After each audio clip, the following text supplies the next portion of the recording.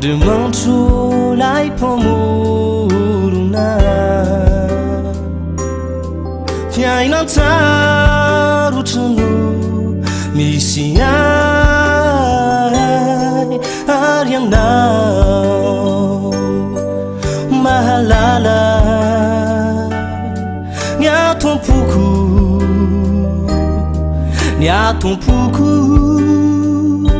fa dia anompoanao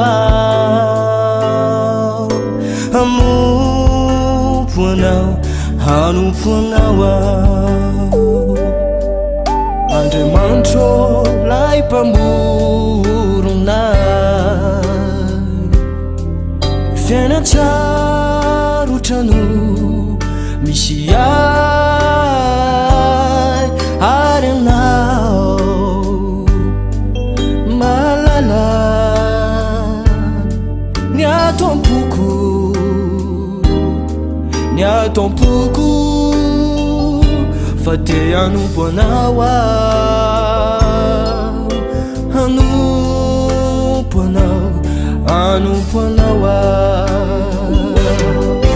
feno faritra sy latsy zay ale zay mamatotra ny fiainako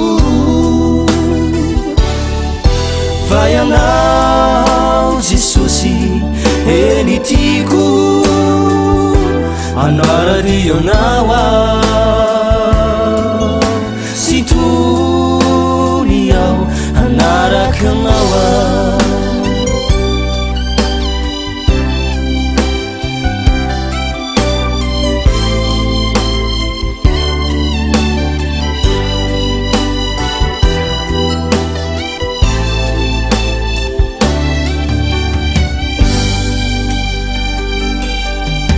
Andriamanitro itiao vonjeo avelao aoky ianao ampitraka ka midro fo dra ho very fa dia ho zanakao andovy ilay kanana ovao ireo fatorana zay magnetra hay tsy anompo anao eny anao mandrava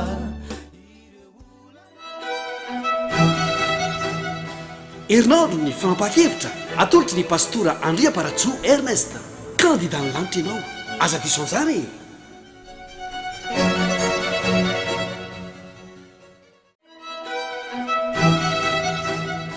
herinao ny fampakevitra atolotry ny pastora Andriaparatso Ernest candidat ny lanitra ianao aza diso an'izany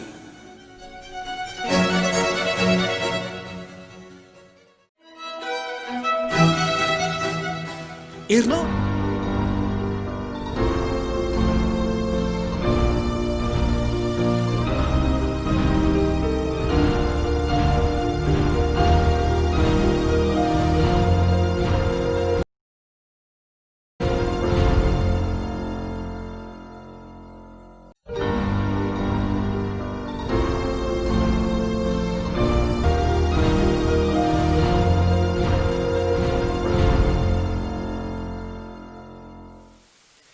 manona indray ny fiadanan'ny tompo ho atsika rehetra izay manaraka tsy tapaka ny afatra manokana izay mandritra ny herinandro iarahantsika eto izany naiza toerana afahanao mandray an'izany afatra gorona tsy fantatro na mety ao anaty efitrano ihany koa amin'ny salon sasany any amin'ny efitrano fatoriana ny sasany mety sady mikarakara ny an-dakozia no miaino ihany sady mahita ihany koa mino sy manantena fa ny tompo de mahalala ny fonao manokana sy ny fandraisanao ny teny ka de ho candidat ny lanitra ianao ho vonina ny zavatra rehetra androany isika dia hijery ny toy ny zavatra zay hitatsika tamin'ny farany dia ny mikasika ireo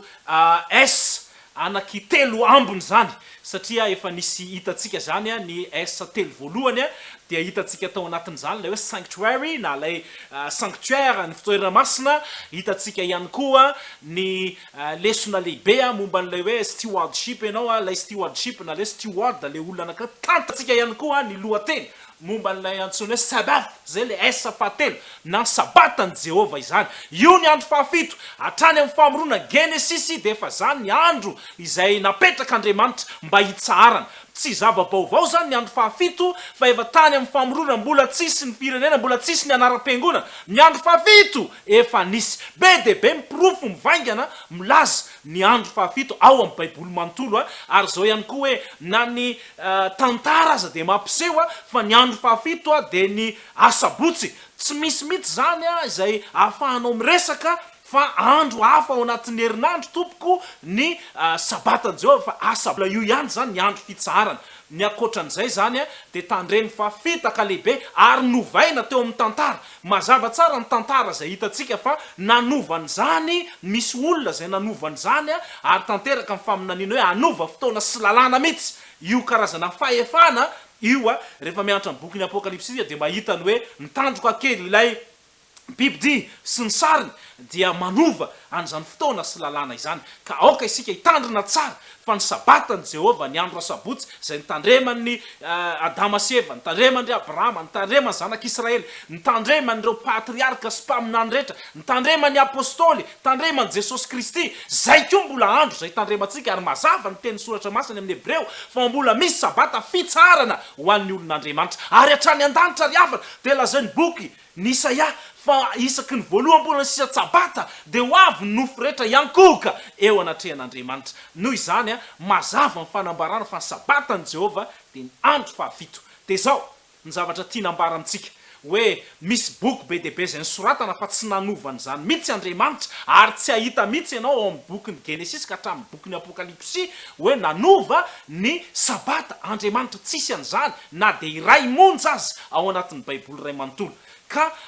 ny pirofo mitehaka mitohaka amin'ny tenda zany zay tiako anaporofonana zany dia eto ampelantanako eto ny baiboly lehibe anankiray izay dika teny katolika moa izy ty anisan'ny mahafinaritra any mamaky an'ity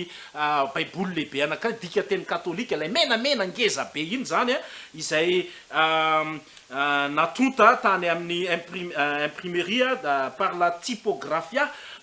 polyglotta vaticana tamin'ny 2,700 eto ampelantanako eto zany io ary teo ambanin'ny fitarian'ny imprimature cardinal Victor Zafimatratra archevêque Antananarivo tamin'ny 12 Jolay 2,700 de zao ny voalaza ato amin'ny Marka evanjely ny soratan'ny Masinda Marka toko fa 9 de zao rehefa miresaka momba ny nahafatesan'ny Kristy sy ny tsanganana izy de ery ambany ery misy renvoi kely zany hoe misy fanazavana amin'ny soramandry misy fanazavana zany ao Marka toko fa 9 ato anatin'ity baiboly ty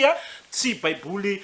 noforoniko akory izy ty fa baiboly izay dikateny fotsiny moa zany misy dikateny protestant misy dikateny katolika ka le dikateny katolika le menamena ngeza be iny Marka toko fa ao amin'ny evanjely nisoratan'ny Masinda Marka toko fa 9 de manazava izy mikasika ny hoe manahoana ny fizotrany fotoana tamin'izay fotoana zay de zao ny voalaza eto no ny ariva ny andro zoma paraseva andro iny na ozy izy le izy andro zoma paraseva na hoe fiomanana mialohan'ny sabata mile ity baiboly ty zany de manazava ary zay ny tena mahatonga mampiasa sady tsy azo loatra eo amin'ny fampiasany mazava kokoa ny azy misy an'ireny fanazavana eny ambany reny ry hava malara mino afa azonao tsara ary napetraka Jesosy Kristy tokony ivavahana de ny sabatany Jehova izany kandidany lanitra ianao tandremo mahatsiarova ny andro sabata